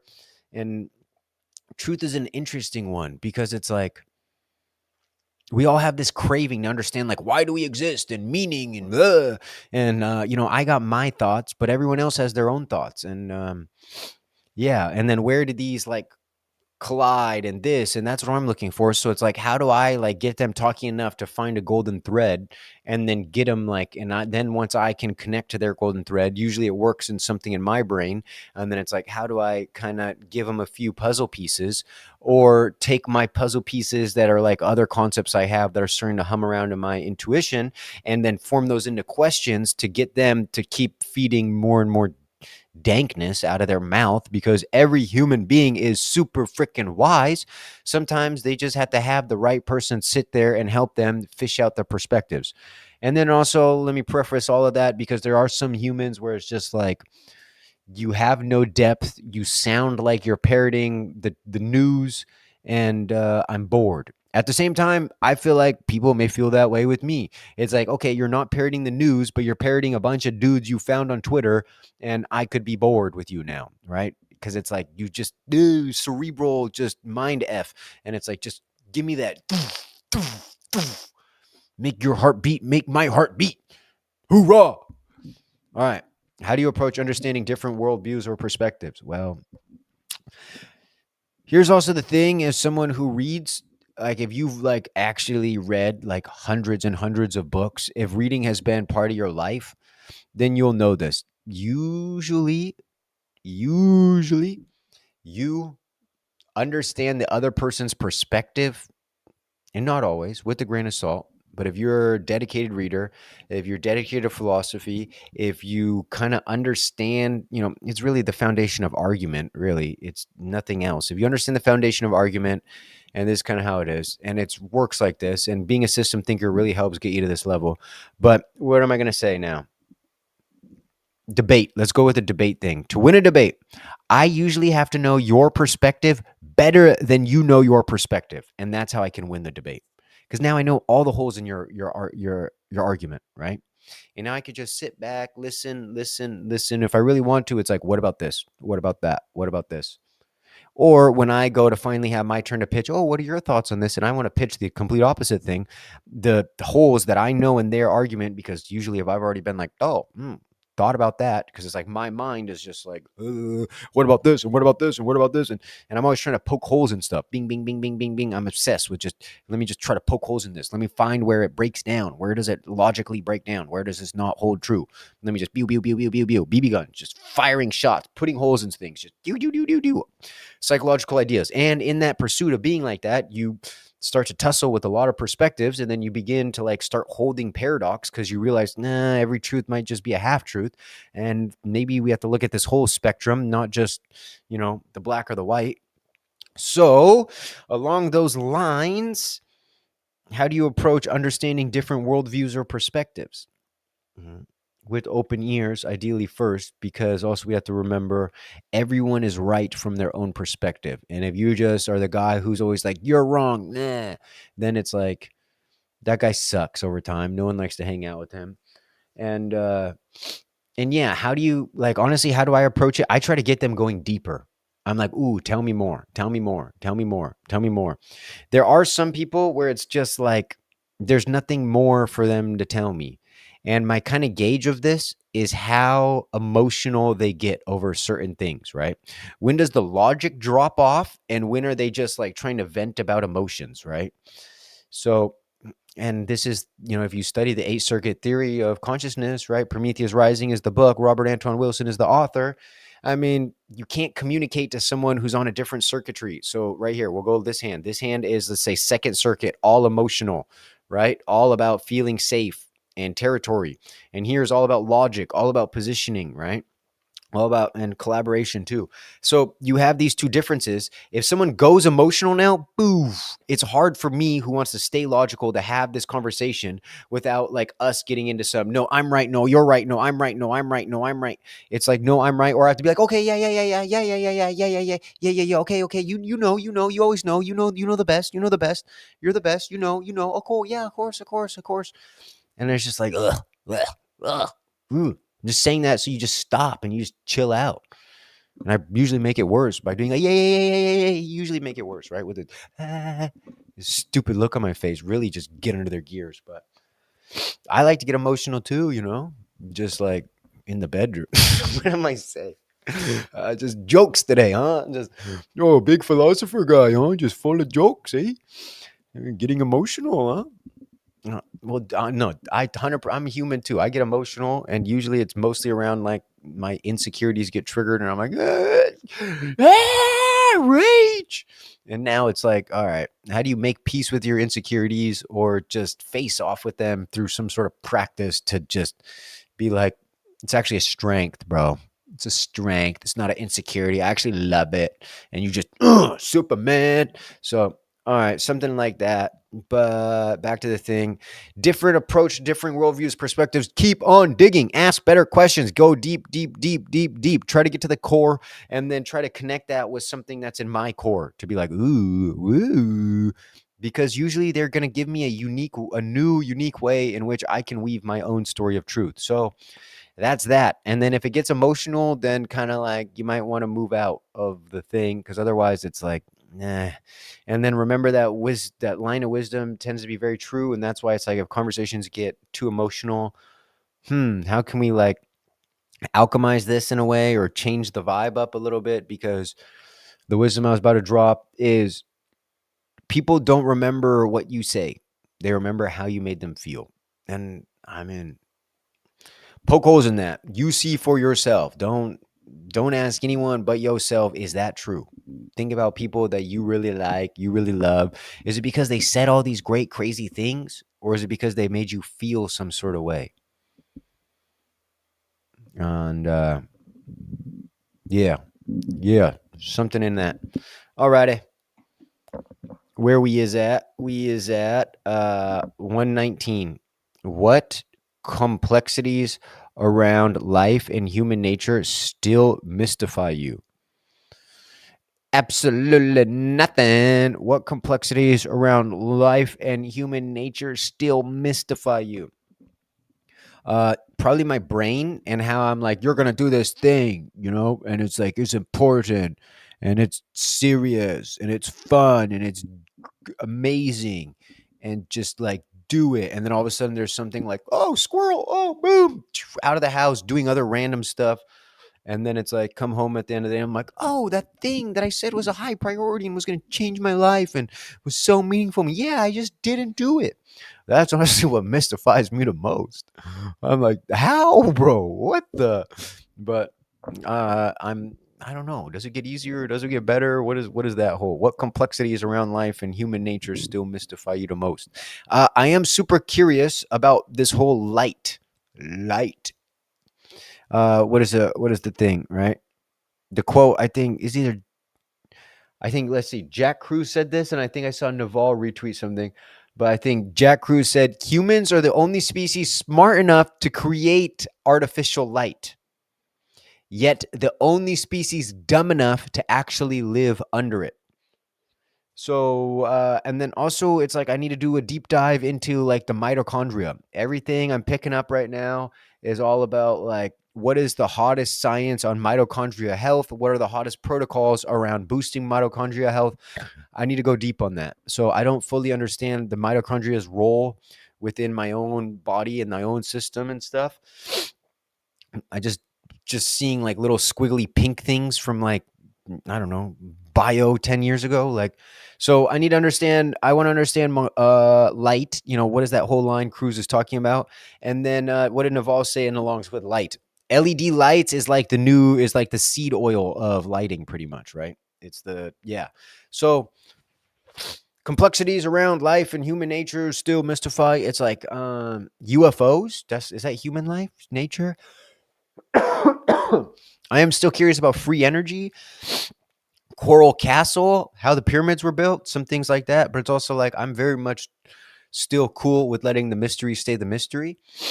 And yeah, I'm all like I said, I'm also mystified where I'm like how I this whole process that I'm in right now of like the map is not the territory hashtag volume 2 lived experience of like well, what is the territory then, right? And that territory is that where it's like, here's the plan, here's what we're gonna do. This is a high value, high priority task I must accomplish right now. And then I'm mystified by where it's like, ooh, squirrel, ooh, this, ooh, boom. I'm just stoned and not doing nothing. And I had this big plan. So I'm mystified by that. And then that's a complexity because it's like, well, your inner child is just hurt and doesn't want to do that. And, it feels like he's going to be compromised and blah, blah, blah. And then it's like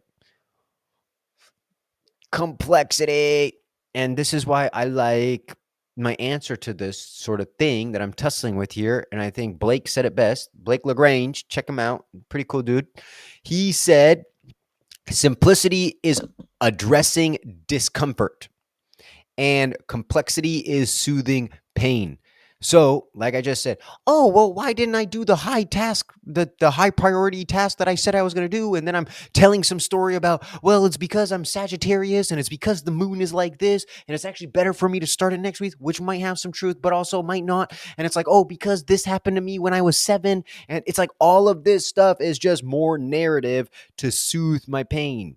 And so here's this like double acts of my own greatest philosophy, which is the best story has to win. Well, what happens when you're too busy trying to tell the best story to soothe your pain instead of telling the simple story that addresses the problem? Boof. That is what I am mystified by, where it's like, oh, I thought I came across this, the best story wins in my brain. Ooh, I thought it's like, it's all about identity, and I'm just going to up level my identity and just, always tell the epic, sick, sexy stories and just unfind everything. Unfind everything? What does that mean, Case? uh, there's a lot in there. There's whatever I just said. I just know I need to fast forward to this time second and be like, what the heck were you on about? Because you dropped something in there there's something in there that's hot, and I think it has to do around this thing of like best story has to win in my mind. Yet then you don't take action. What is that? What is that? Isn't the best story like you taking action? Mm, and maybe it could be that simple. Is the best story the simple story? So something in my own sort of mantra, the best story has to win. It's like that's evolving. That's going to become a more complete picture. And this is back to like all these other questions before age and wisdom and things. It's like all these theories that I pick up or come through me or whatever, or I remix through hearing someone else and I'm just saying them in my own words. They're all evolving in me as the degree in which I embody them increases. And this whole like, how do you embody philosophies and ideas faster? It's like nothing ever goes as planned, but always turn out better than imagined, but you better have a damn plan. So good luck, champ. All right. Let's see. Last question of the day. This was a jolly good time. What? Whoa. Wait. What is this word? NUA. What nuances around love, relationships, or spirituality have you uncovered through living? What is a nuance? A little nugget? Oh, look at that nuance of no one's like, look at that nuance of dust collecting in the corner of our stairwell. Like, what is a nuance? A little beep, little glitch. What is a little glitchy? A little glitchy poo? What is a glitchy poo? Is that Instagram handle open? Am I gonna be glitchy poo now? The first iPad kid retiring? Yeah. So I've been following. All right. Before I answer this question, I've been following other YouTubers or like this like just kids who like came out of nowhere making videos and just like took off this last year, right? And shout out to Ian Carroll. He's made great work, and this dude's just a legend. And he's like kind of like a TikTok god, just showcasing him going down the rabbit hole, following the money, doing his own research, right? And then I think he's kind of like me, where it's like every handle to every different site was different, right? YouTube was one thing, Twitter's another thing, this. And now when he's like trying to plug himself and be like, yo, wait, that sounds so bad. When he's trying to plug himself, like when he's on a podcast and like, where can people find you? And he's like, yo, ding, ding, ding, ding, ding. He's like, dang it, I should have just made it simple and been like one word, find me everywhere. And then me, I'm over here like, I'm the first iPad kid, which is like probably facts. I was bringing an iPad to school. What kid brings an iPad to school? Even your iPad kid that you have at your house doesn't bring his iPad to school. That was me. I was bringing my iPad to school, bro. I was deep in there. And that's like half the reason probably why it's like, you might struggle with all this action stuff. I'm like, the heck? Where's my iPad? I can't just skibbity riz out of here. What do you mean I can't skibbity riz out of here? I can't just watch another short on toilets and then my life will be fixed? God dang it. iPad kid has to leave Neverland. That's what this. Mm, yeah. Meanwhile, like, I must build life around fun because I'm not Captain Hook sucks. That's but Wendy looking sexy. All right, all right, back to the question. What nuances around love, relationships, spirituality have you uncovered through living? I'm gonna use nuances. I don't want to be like, what does nuance mean? Definition. No, but I'm gonna use it as, like I said, glitch. And I might change my server handle to Glitchy Poo. So when please like, comment, subscribe, follow Glitchy Poo on Instagram. Can you imagine like I'm meeting a girl at the mall and I'm like, yo, yeah, why don't you look me up on Instagram? She's like, what's your Instagram? And I'm like, Glitchy Poo. Like, can you? I could just see her like slowly like looking at her phone, like turning to make eye contact with me, and I'm there just like, dang it, I really just said Glitchy Poo, and then I'm gonna be like I just gotta own this. She's gonna be like, what? How do you spell it? And I'm just gonna like full on just be like, it's Glitchy Poo. I am Glitchy Poo himself. Like, jeepers. Maybe I should just be Japers. Japers. All right, Glitchy Poo. Nuance is just a Glitchy Poo. That's them Gen A is gonna understand that. Them alpha kids, the Gen Alpha boys, they gonna be like, shout out Glitchy Poo Squad, right? I can't wait to see, yeah, it's not Build a Bear, it's Glitchy Poos, right? Wait, how did Build a Bear come up? Just answer the question, Case. All right. All right.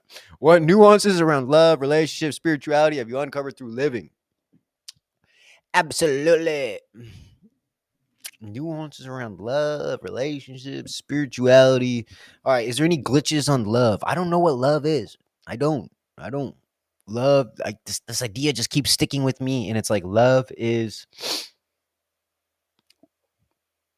No, no, no, no, no, no, no, no. Work is love made visible. I don't know what love is, though, right? Love is just like, yeah, yeah. Does love just mean to care? You just care about something enough? Can you care about something enough? I think that's what love means. Relationships, relationship glitch. Um, no, I mean, I feel like, yeah, two long term relationships in my 20s, and I'm single. What I know? Just kidding. Freedom, baby. No, I don't know. I don't know what nuances, relationships. Like, this is kind of like a heavy question. Love, relationship, spirituality. Have you uncovered through living? Well, I think to answer this, what nuance, glitch, paradox, paradox, the yin yang. It's not black or white. It's somewhere in the middle, and that's just like, this is the juice, right? This is the thing. Everything is but a paradox, right? So that's that. Good, bad, who knows, right? That's the whole Zen proverb. Uh, what is the glitch around love, relationship, spirituality you uncovered through living? What is the glitch around love? If you want more love, how do you glitch it? Well, mm, okay, the love thing, I think you gotta like get out of you gotta be him.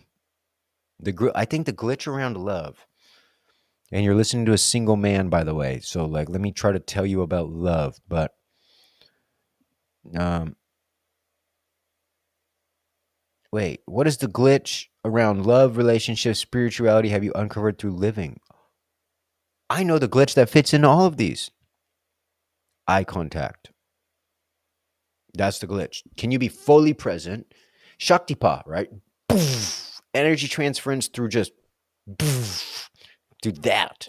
Just like, and it happens to the eyes. It's like, have you stared at your friend's eyes long enough and then his face turns into like baby Krishna and you just like, just like casting like magical godlike spells on you, being like, just glitching you out? Like, and also, you want to have better sex life? It's like, man, eye contact, better relationships, eye contact, spirituality, Shaktipa, just sitting in that silence with that full on, full presence, full just like, whoa, beyond words, eye contact.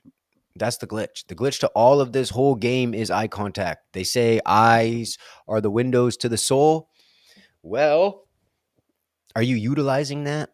And I do think there's a look. We all have different types of looks, right? Where you can give someone a look where it's like, what do what kind of look? Where it's like, there's that look. Should I practice them? No, it's none of these. It's just like, there's a look of listening, I feel like, right? Where you can look at someone in a way where it's like, I am completely available to the empathy look, right? Back to the beginning of this video. I was like, oh, let's go spend for empathy. That's probably good for me. Because I had to like figure out empathy, sympathy. I never answered the question what I actually learned there because it's probably still probably living it. But I realized everyone has pain, right? And you can actually be more relatable. The more pain you experience in a weird way, the more relatable you are. So, what's that all about? I don't know. I don't want to look into it too big. The nuance between love. What nuances around love, relationship, spiritual have you undiscovered through living? Well, here's what I'm going to say. Eye contact is a powerful, powerful medicine. And honestly, most people, I think eye contact might be the deepest level of intimacy. The deepest, deeper than penetration, right? Well, penetration plus eye contact equals boom, right? But I think a lot of people are actually terrified of this. And I also think this is the same thing that everyone craves. And, the only way out is in sort of vibe, right? So That I think is the glitch. If I switch out nuance with how do you glitch love, how do you glitch relationships, how do you glitch spirituality, I think it's eye contact. So let's start with spirituality. Well, I mean, ideally, you need to find someone further along the path than you that you resonate with, and you need to just spend time with them, and you need to listen with your full being, right? And like part of that is you're gonna get moments. You're gonna, if you do that, if you set out on that quest and you do that, and you're like, how do I just like fully listen with my heart, my ears, my eyes, my everything? Like I just want to absorb whatever is being transmitted right now, and you just give yourself to the now moment of the transmission. And then because that's really what I'm doing in eye contact, and I'm like, I've sometimes you feel it, it's like the move, and I'm like, ooh, there may be a chance. And you know, like Dragon Ball Z, there's like the two little dudes, and then like they would like do the dance, and then they would be like, yeah, and then they would combine, and then they'd be like one dude. Like that whole thing, that's what I'm calling Shaktipat energy transference. But it's like we're not, the combinations, whatever. But even like if you've seen Gurren Lagann, Spiral Power, and the whole thing there, it's like similar thing, right? And even like when they're trying to force their combination and coming together, it doesn't work. And then under certain pressures and situations, they're able to combine. This is Shaktipat right here, right? It's like the synergy, like the felt sensation of synergy, but also like forever changing you, right? And this is energy transference, direct energy transference. Master has some sort of thing in his field that you're looking for, and he can actually give you that thing in his aura field. But it's like, can you be aware enough to receive that? Not, I don't like that. How do you be aware? It's like, can you be present enough? Can you just be fully there? And it's like with me and my thing, I'm like, ooh, being silly, whatever. And it's like, whoa, you feel the energy shift. And it's like, oh, my being, okay, maybe I should listen up. Something just shifted here. I need to pay a lot of attention. And then I'm now opening myself up, and my eyes, everything about my whole demeanor, I feel like shifts when I can feel the energy shift. Cause I'm like, ooh, my favorite thing, Shaktipat might be right around the corner. And usually it happens where it's like someone looks at you and just delivers a message that you need to hear so deeply. And you could forever be changed by this, right? And then all of a sudden it's like, I'm looking for that. All of a sudden it's like, boom. The last time I got it, and anyone can make this happen. Every human being, I believe, is wise, right? I got this on the road for some random girl dancing, and then all of a sudden she's like, oh my God, where are you from? This. And I just started opening up about like, is there such thing as toxic positivity? I think is what I left with. And then all of a sudden she like later, like a little bit later in the conversation, boom, energy shifts, and it's almost like she's channeling and just looks at me and she's like, no, there's, part of her answer was, no, there's no such thing as toxic positivity, but there is such thing as toxic dismissal. And I was like, boom, I needed that word. Thank you. Okay, where am I dismissing myself and, playing a role to make other feel happy? That's it, in the same regards as that. And that was like a little Shaktipat moment right there. And it's like, boom, it's not only the word dismissal, ooh, so heavy, so groundbreaking, so revolutionary. No, it was the energy in which she said it. And it was just kind of like, I don't even know if she had thought about this ever in her life. It was just like I asked a question and she opened herself up to her intuitive wisdom to answer the question, and she was able to deliver what I needed. She gave me the poetry I was searching for and the intimacy I was searching for. It was just like, ooh, okay, boom. And then it was like they walked off. It was done. That was that. And it's like, geez, And then she mentioned another book.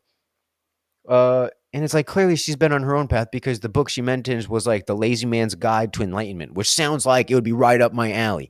So yeah, that story's on my mind right now. What are these nuances? Well, Shaktipat is the whole thing, and just stands for energy transference, right? And think about that. That's energy being transferred is already, I don't want to say it's beyond, because it's actually before. It's before words. It's that primal wisdom, primal sort of thing, right? We're so like, it's like, wait. And it's like we all have had experiences in like this, right? Like you make intense eye contact with the deer in your yard or something. You're like, that was like borderline mystical, right? It's like, that's a Shaktipat right there, right? I mean, even looking at your dog, you're sometimes like, holy cow, right? Like, oh, we had a moment there, right? And it's like, especially you're tapping on this, like you ever done like shrooms or just been too stoned, and you're like, looking at your dog and you're making intense eye contact, and all of a sudden it's like, holy cow, have I, like, what is this? Do I know this dog for like eons and like multiple lives? And it's like, are you, wait, was I your cat and you were my human in the last life and we just switched? And you're just like, wait, well, and now we're trying to understand the Shaktipat, right? But it's like, can we just get struck with the energy and be like, and nothing was ever the same? And it's like, and this is going to start rippling through my aura and just completely alchemize me and change me forever for the better.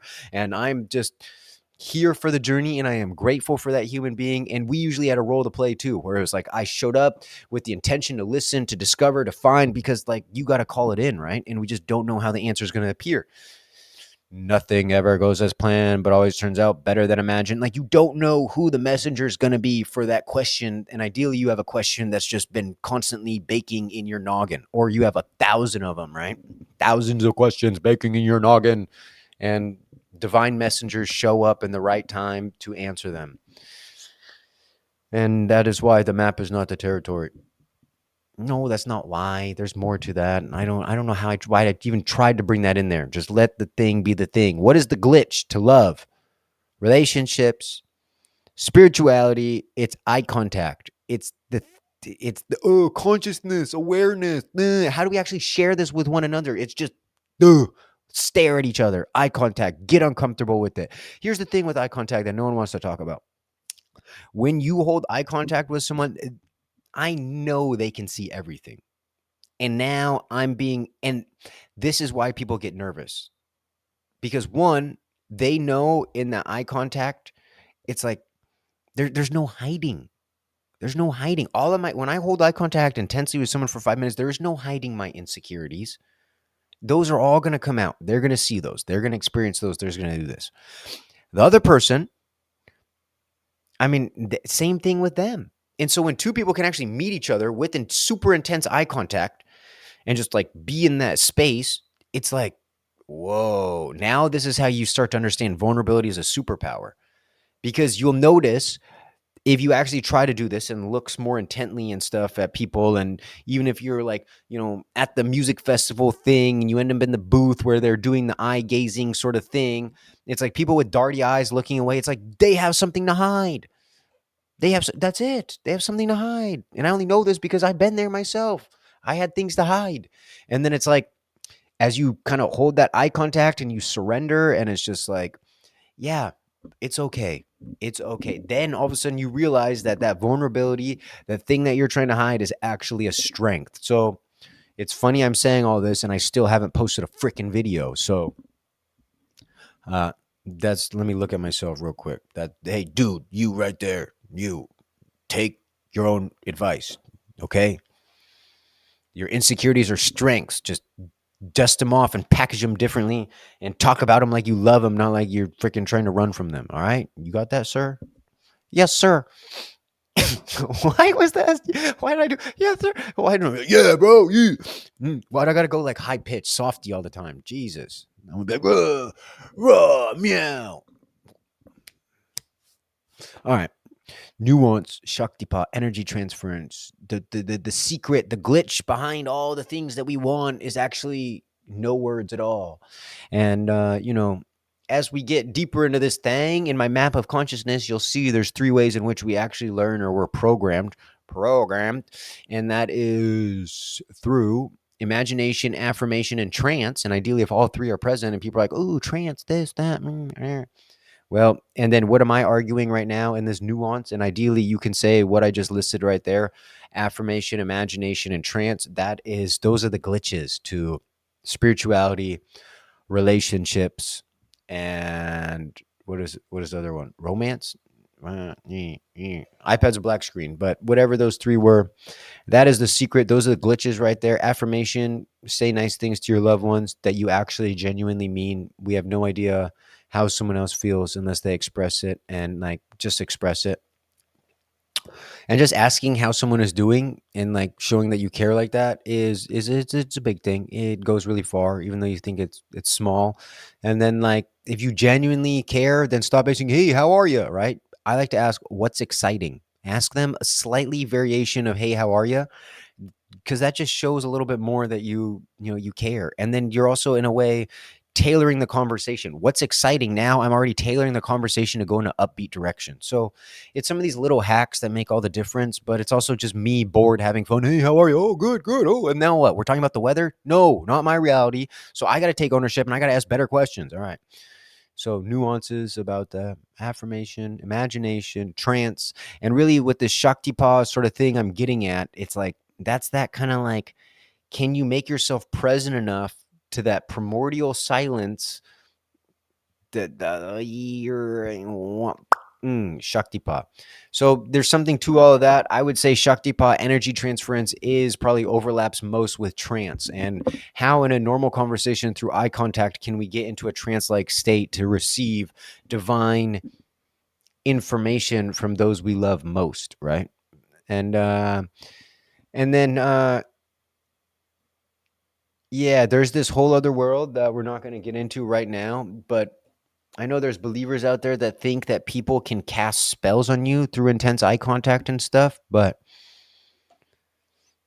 like, dude, I don't know. I'm not like if you your thoughts become your reality, right? Affirmation, imagination, trance. So if you already are kind of like, and this is just like I think a remanifestation of some other like victim-y sort of stuff, right? But yeah, I don't yeah. How does all this work? Eye contact and like, and spells and stuff like that and doing all this and I mean, let's just slow down. Before we use all these like metaphysics terms, let's just think about eye contact in another regard. Like eye contact with a romantic partner. Usually it's like your eyes can communicate many things, right? It's not like I just want to, hear everything you say. Your eyes can communicate like I just want to ravish you over behind that bush right now because just god damn, you're gorgeous, right? It's like our eyes can say that too. So, is that a spell? Is that a spell? And then it's like, oh my god, he just like put me under his spell. La, la, la. It's like, no, you wanted to go under his spell. You're like, ooh, he's kind of cute too. And so, yeah, whatever. Let's go do that thing. It's like free will sort of vibe, right? Free will type beat, right? And then the law of karma. So all of that jazz. And so that's where I'm like, spells like other people. And it's like PvP game type vibe. And what did I mean by that? PvP game, player versus player, but it's really it's like you versus yourself type stuff. So yeah, that's a whole side quest. That's like that is a question I would love to have a podcast around of like, all right, let's talk about spells and eye contact and like what happens there, right? That I need like another human to bounce ideas off of if I wanted to go there. Instead, I just got to remember the OG question is like, what is the nuances, which I turn to glitches for love, relationship, and spirituality. And then I start off with Shaktipa, which I believe is most easily activated through eye contact. I'm sure there's other ways in which like, meditating and stuff. I don't know. Maybe you could reach that. And then as I started thinking about it more, I was like, oh, yeah, this other mental model I have to map out consciousness. They talk about the three ways in which we're programmed, which is all about affirmation, imagination, and trance. So maybe Shaktipa is just covering the trance box, and then we have imagination and affirmation. So those are also probably glitches as well. So are you imagining, the love you want, the relationships you want, how you're being treated in those relationships? Are you affirming those relationships, meaning the people in your life that are in alignment? Are you telling them that they mean a lot to you? Like, are you expressive or you're not like overly clingy expressive? All those things, right? So, let's call it there. Let's call it there. Nuances, the glitches in the universe are affirmations, the stories you tell yourselves, imaginations, the pictures that you produce in your own mind to yourself, and trance. Because as Einstein said, a problem cannot be solved by the same level of consciousness in which created it. So you actually have to. And I honestly think trance, like we're falling in and out of trance all the time. It's not like trance. I need to go to EDM and load up Molly so that way I can upgrade myself. Like, no. When you drive and all of a sudden you're like, oh, geez, we're here already. It's like, where did you go? You were just driving the whole time. Why did it feel like time collapsed and all of a sudden, boom, because you were in a trance? You went somewhere. And have you ever watched like, once you understand this, you could see how hypnosis people play with this sort of thing on the fact that everyone falls in a trance all the time. And then this is the whole, brainwash psyop trance, right? Everyone is just perma-tranced out, right? This is a whole other thing, right? And so it's like, are we awakening to our agency and coming off the, lollygagged, right? That's been my hot word. Lollygagged, is that just also a form of trance, right? But trance, you're being lollygagged, right? You're being hypnotized to be like, consume, eat sugar, and eat just junk food, and Roblox and brain rot. And where am I going with this? Just gonna be a Gen A hater? No, I love Gen A. Them skibbity boys, they a good time. They a good time. They moody like the rest of us, but they a good time. All right, y'all. Peace.